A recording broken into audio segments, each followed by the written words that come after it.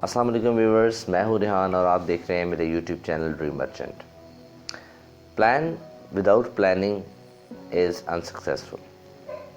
ये एक छोटी सी चीज़ है जो हमेशा हम सोचते हैं लेकिन हम कभी इस पर अमल दरामद नहीं करते।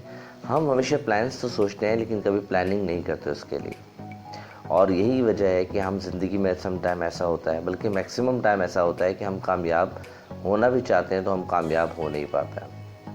अगर हम ज़िंदगी में कामयाब होना चाहते हैं तो हमें उसके लिए प्लानिंग करनी पड़ेगी। मिसाल के तौर पे जब हम छोटे होते हैं तो हमारे ख्वाहिशात, हमारी कामयाबी के मकासद जो होते हैं वो मुख्तलिफ होते हैं। छोटे होते हैं तो हमें दिल चाहता है हमारे अच्छे ग्रेड्स आएँ, कामयाब हों, हम ज़िद करके कोई चीज़ हासिल कर लें, ये हमारी कामयाबी होती है जब हम छोटे होते हैं। जब हम बड़े हो जाते हैं तो फिर हमारी कामयाबी डिफरेंट हो जाती है। फिर हम कहते हैं हमारे पास गाड़ी हो, बंगला हो और ऐसी मुख्तलिफ़ चीज़ें हों जो कि हमारी लग्जरी चीज़ें हों जिससे हमें फ़ायदा हासिल हो सके।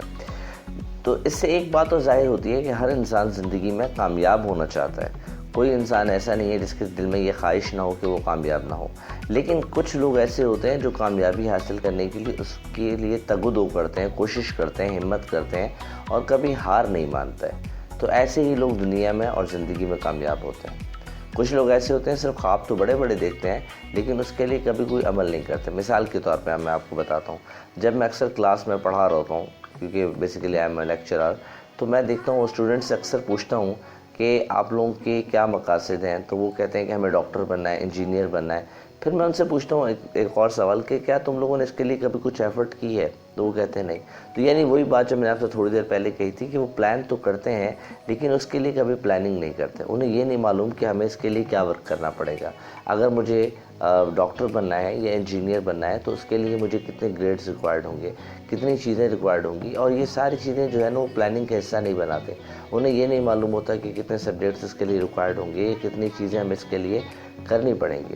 तो ये सारी चीज़ें हमारी प्लानिंग का एक हिस्सा होती है। उसके बाद हम अगली चीज़ मैं जो आपसे डिस्कस करना चाहता हूँ वो है स्पीक जेंटली। ये भी एक बहुत अहम टॉपिक है, इसमें मैं इंशाल्लाह एक बहुत कंप्लीट वीडियो बनाऊंगा, लेकिन फ़िलहाल मैं आपको सिर्फ इतना बताना चाहता हूँ कि स्पीक जेंटली का मतलब होता है कि अच्छे तरीके से बात करना। हम ज़िंदगी में अच्छे तरीके से बात करने की कोशिश भी नहीं करता। ये बड़ी इंपॉर्टेंट बात है कि कोशिश तक नहीं करते हैं हम अच्छे तरीके से बात करने की, और यही चीज़ हमारी कामयाबी और नाकामी को भी डिसाइड करती है। मिसाल के तौर पे अगर आप किसी से अच्छे तरीके से बात करते हो, मैं आपको एक एज ए टीचर की एग्जांपल देता हूँ। अगर आप जैसे मैं एक टीचर हूँ, अगर मेरे पास एक स्टूडेंट आता है और मुझसे कहता है सर मुझे ये समझा दें, और मैं कोशिश करूँगा कि मैं उसको ये चीज़ अगर मुझे समझानी भी होगी लेकिन उसके रवैया देख के मैं बोलूँगा मेरे पास टाइम नहीं है, फिर कभी आइएगा। इसी तरह से अगर एक और उसकी जगह पर एक स्टूडेंट मेरे पास आता है और मुझे कहता है सर मैं एक छोटी सी रिक्वेस्ट है मुझे आपसे, और वो ये कि आप मुझे ये लेक्चर थोड़ा सा समझा देंगे प्लीज़, तो मैं उसको कभी भी ना नहीं कहूँगा। यही मैं एक छोटी सी चीज़ समझाने के लिए आपको बताइए। इसी तरह से आप अपने बॉस से कहते हो कि मुझे छुट्टी चाहिए, तो बॉस कभी भी आपको एग्री नहीं करेगा, छुट्टी कभी भी नहीं देगा आपको। लेकिन अगर आप बोलेंगे सर मैं अब छोटी सी रिक्वेस्ट आपसे कि अगर आप मुझे चंद दिन की छुट्टी दे दें, ये वजह है मेरी, तो हो सकता है 90% चांस है कि आपको छुट्टी मिल जाएगी। तो यही बात है कि अगर हम अच्छे तरीके से बात करना शुरू करेंगे तो ना सिर्फ दुनिया में कामयाब होंगे बल्कि आखिरत में भी कामयाब होंगे। मैं इसकी भी एग्जांपल देता हूँ। अल्लाह पाक ने कुरान पाक में कहा है कि अपने वालिदैन के साथ अच्छे तरीके से, अच्छे रवैये से अख्तियार करो, उनके साथ उफ तक ना करो।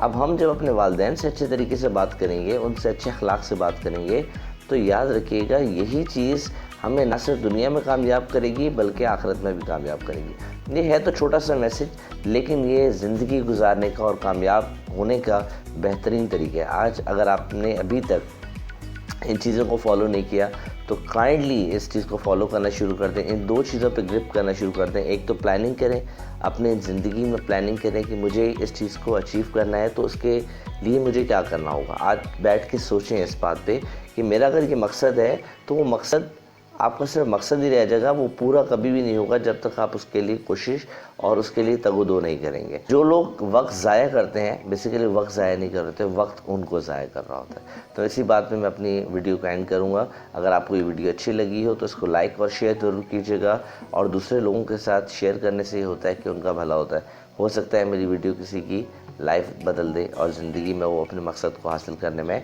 कामयाब हो जाए। अगली वीडियो तक के लिए मुझे इजाज़त दीजिएगा। अपना ख्याल रखिएगा। अल्लाह हाफ़िज़।